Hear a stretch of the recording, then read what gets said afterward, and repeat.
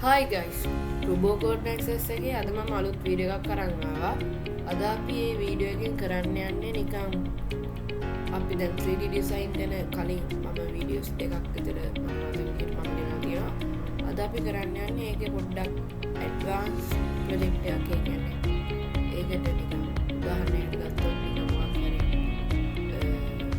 main board එකට නිකන් cover එකක් හදනවා වගේ. ඒකදී අපි පොඩි එකේ විශේෂ use කරන්න වෙනවා. අපි යමු වීඩියෝ.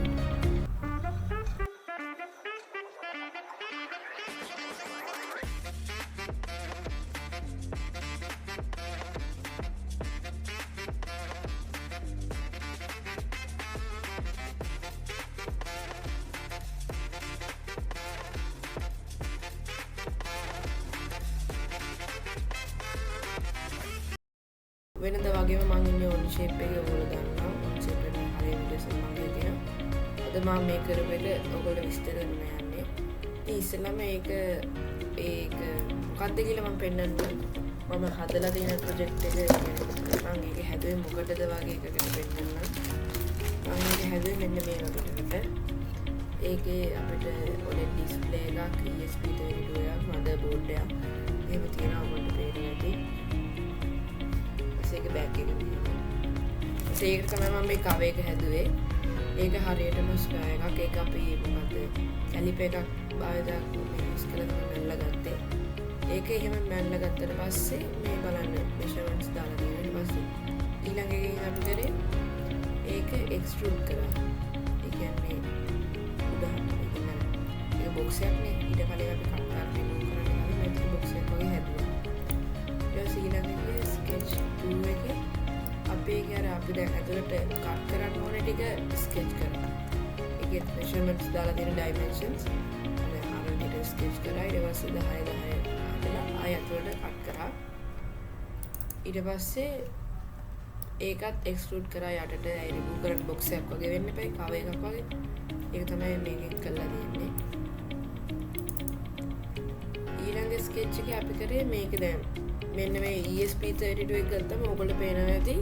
ඒකට power එක දෙන්න ඕනේ. ඒකට power එක දෙන්නේ අපි එතකොට මේ mini USB port එකක් තියෙනවා. ඒ USB port එකට හරියන්න අපි දැන් මේක මෙහෙම ඇතුළට ගියාට පස්සේ මේක මෙතන මේ hole එකට අපි දැන් තියන්න එපා. ඉඩක් නැත්නම් ඒක plug කරන්න බෑනේ.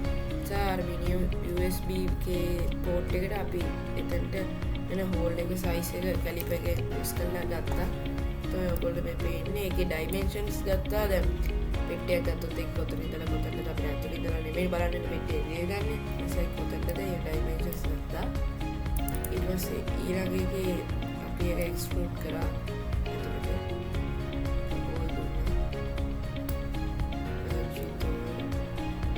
ඊට පස්සේ ෆේස් බෙන්ඩ් එක නම් කරලා තියෙන මේ වටේ තියෙන ටික ඒ කෝනර්ස් ටික බෙන්ඩ් කරලා එඩි තමයි තියෙන්නේ.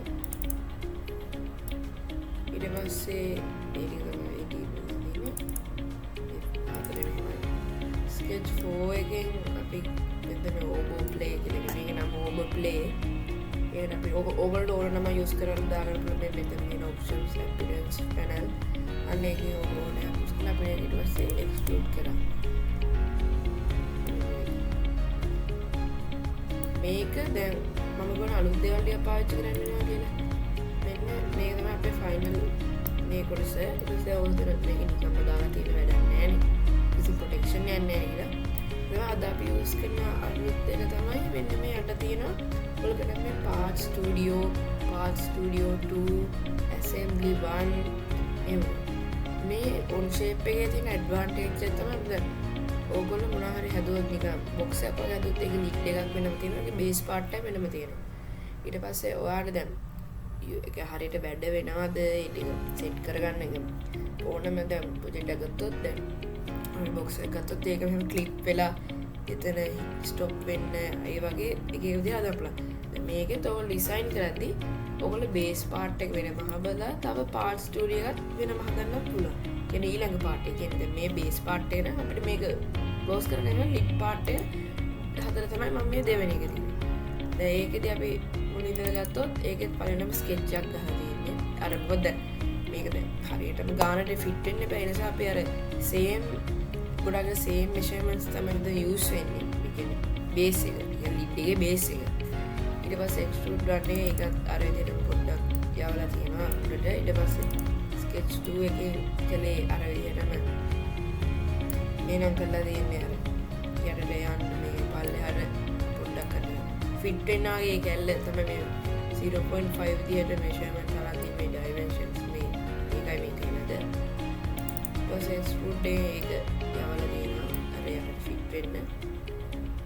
ඊට පස්සේ ෆේස් බ්ලෙන්ඩ් එකෙනුත් අර ටිකම ඒ කියන්නේ පැති හතර ඔයගොල්ලන්ට අර කර්ව් කරගන්න. ඊට පස්සේ ස්කෙච් 3 එකෙන් අපි කලේ ඩයිමෙන්ෂන්ස් ගත්තා. දැන් මේක තියෙනවා බ්‍රෙඩ් බෝඩ් එක. බ්‍රෙඩ් බෝඩ් එකට අපිට දෙන්න එපැයි. දැන් අද ජම්ප් වයිස් සෙට් කරද්දී හරියට බ්‍රෙඩ් බෝඩ් එකේ මෙෂර්මන්ට්ස් අරගෙන ඒ හෝල් එක කට් කරන්න ඕනේ. නැත්නම් ගන්න.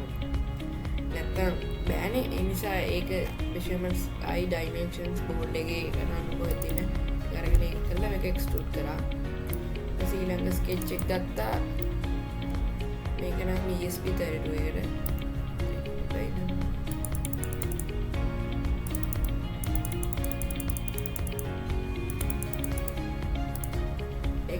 ESP32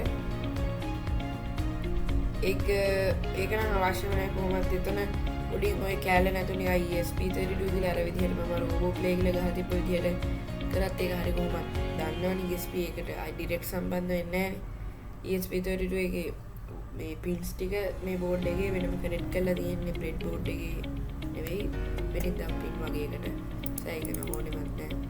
ඒක එක්ස්ට්‍රූඩ් කරලා පේන ඕන නිසා ඊළඟ ස්කෙච් එක OLED ඩිස්ප්ලේ එක. ඒක නම් අනිවාර්යෙන් ඕනේ. මොකද OLED ඩිස්ප්ලේ එකක් කියන්නේ මොන හරි අවුට්පුට් එක නේ. ඒක අපිට බලා ගන්න බෑ. ඒක ඩිස්ප්ලේ එකක් මේ මෙෂර්මන්ට්ස් මේ ගාන හරියටම ගන්න ඕනේ. ඒකත් එක්ස්පෝර්ට් කරා. ඊට පස්සේ ස්කෙච් ඊට පස්සේ ඔයගොල්ලෝ ඕන නමක් මෙතන ටයිප් කරගන්න පුළුවන්. ඊට පස්සේ එක්ස්පෝර්ට් කරා. ඔය මොකක් කරනවා ඕනම එකක්. ඊළඟ ස්කෙච් එකේ නම ඩයිමෙන්ෂන්ස් ඩයිමෙන්ෂන්ස් කියලා කියනවා. ඊළඟ එක්ස්පෝර්ට් එකෙන් කරලා තියෙන්නේ ඒ අර අපි දැන් මේ අකුර පල්ලෙහාට ගත්තා. ඒක රිමූව් කරා. දැන් මේක එක්ස්පෝර්ට් කරනවා වගේ රිමූව්. මේ තමයි මේ බේස් පාර්ට් එක. මේ දැන් තියෙන ලිප් පාර්ට් එක. ඊළඟට මේ තියෙන්නේ බේස් පාර්ට් එක, මේ ලිප් පාර්ට් එක. දැන් මේ දෙක හරිය සෙට් කරන්න ඒක තමයි ඇසෙම්බලි පාර්ට් එක. මේකේ තියෙන ෆීචර්ස් ගොඩක් වෙනස්. අර දැන් බැලුවොත් පාර්ට් ස්ටුඩියෝ එකක තියෙන වෙන ඒවා නෙමෙයි. එක්ස්ට්‍රූඩ්, රිවෝල්ව්, ස්වීප්, ලොෆ්ට්, තිකන්, ෆේස් බ්ලෙන්ඩ්, කැම්ෆර්, ඒ වගේ මේ ඇසෙම්බලි ඉන්ටර්ෆේස් එකේ තියෙන මෙන්න මේ වගේ ඒවා. ඒ කියන්නේ මේට් කනෙක්ටර්, ඊට පස්සේ ෆැස්ටර් මේට්, ඊට පස්සේ රිවෝල්ව් මේට්, ඊට පස්සේ ස්ලයිඩර් මේට්. ඒ වගේ එක එකද ජොයින් කරද්දී සමහර ඒවා ක්ලික් වෙලා හිර වෙනවා. අන්න ඒ වගේ එක එක මේක නම් කරලා තියෙන්නේ ෆේස් මේට්, ෆාස්ට් ෆැස්ටර් එක. ඒ තමයි මේක කරලා තියෙන්නේ. ඒක කරන්නේ මෙන්න මේක ක්ලික් කරලා පස්සේ මෙතන නෝ පොසිෂන් එක එතන ක්ලික් කරලා ඒක ගාන සෙටල් කරනවා. මේක ගාන සෙටල් වෙන නැත්නම් රෙස්පොන්ස් මේක හරි මෙෂර්මන්ට්ස් ගන්න එක දැන් මෙහෙම බැලුවොත් අර මෙතනින් මෙහෙම ගානට තියෙන්න ඕනේ නැත්නම් අවුල්නේ. නැත්නම් ඒක අර not clear එක හරි එන්ඩ් එකක් නේද ප්‍රොජෙක්ට් එකක් වෙනවා. ඒ නිසා අර මෙෂර්මන්ට්ස් එක තමයි ගොඩක් මේ ප්‍රොජෙක්ට් එක බලුවේ. නම් මේක තමයි අද ගෙනාව වීඩියෝ එක. මම හිතනවා ඔයගොල්ලෝ මේක මොකක් හරි වෙන්නේ දැන් මොකක් හරි නොලෙජ් එක වෙන්න කියලා. එහෙනම් අපි වෙන වීඩියෝ එකකින් ආයෙම එනවා. බයි.